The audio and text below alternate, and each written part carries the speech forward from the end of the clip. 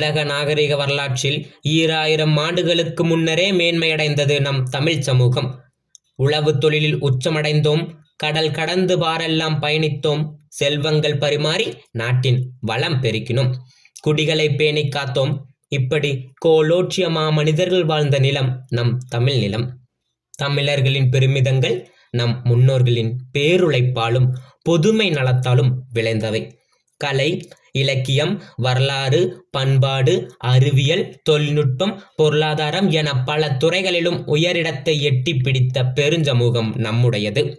தமிழர்களின் வாழ்வை பார்த்து தன் வாழ்வையே மாற்றியவர் காந்தியடிகள்.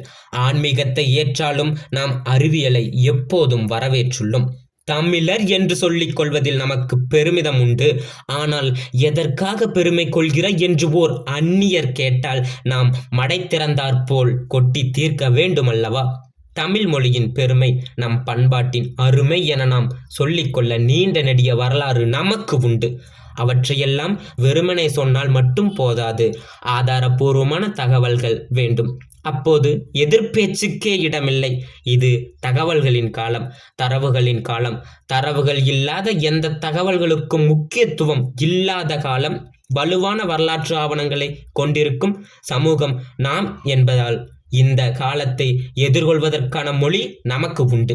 எனவே மொழி, இலக்கணம், பண்பாடு, விளையாட்டு, அரசாட்சி, படை வலிமை, எழுத்தாற்றல் என சங்க காலம் தொற்று இன்று வரையிலான மகத்துவங்களை ட்விட்டர் மொழியில் தந்திருக்கிறோம்.